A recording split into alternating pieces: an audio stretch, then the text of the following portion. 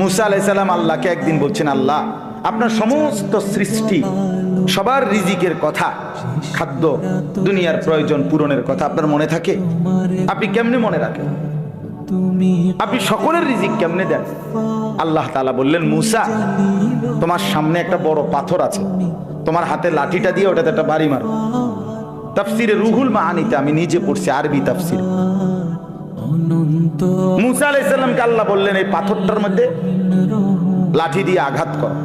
মুসা আলাইহিস সালাম আঘাত করলেন, লাঠির একটা পার্ট মানে একটা অংশ পাথরের ভাঙ্গা পড়েছে। মুসা আলাইহিস সালামকে আল্লাহ আবার বললেন, আবার লাঠি দিয়ে আঘাত কর।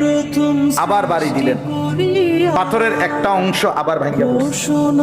আল্লাহ বলেন, আবার মারো, আবার মারো। 4 বার মুসা নবী ওই বড় পাথরটার মধ্যে আঘাত করছে। 4 বারে মোটা মোটা 4টা টুকরা ভাঙ্গা ভাঙ্গা পড়ছে।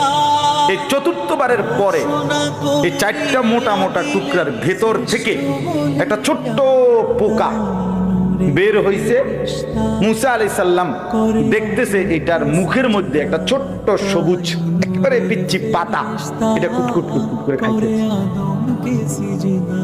আল্লাহ তাআলা বলছে, মুসা বুদ্ধুর কান লাগাইয়া শোনো ওই পোকাটা কি করে, তুমি বুঝবা কব, শোনো। মুসা নবী কান লাগাইয়া শুনতেছে, ওই ছোট্ট পোকাটা যে গভীর পাথরের ভিতরে ছিল, সে বলতেছে, সুবহানা মান ইয়ারানি ওয়ালা ইয়ানসানি, আমার সেই আল্লাহর প্রশংসা করছি যিনি আমাকে সর্বক্ষণ দেখছেন, যিনি আমাকে কখনোই ভোলেন না, যিনি আমাকে কখনোই ভোলেন। আল্লাহ তাআলা বললেন, মুসা তো এবার দেখো এই পাথর উপর দিয়ে ভাবার কোনো সুযোগ নাই। এই পাথরের 4টা স্তর ভেতরে এই ছোট্ট পোকাটার মুখে সবুজ এই গাছের পাতা যে মালিক পৌঁছায় দিছেন, তিনি কি সকলের রিজিক দিতে সক্ষম না?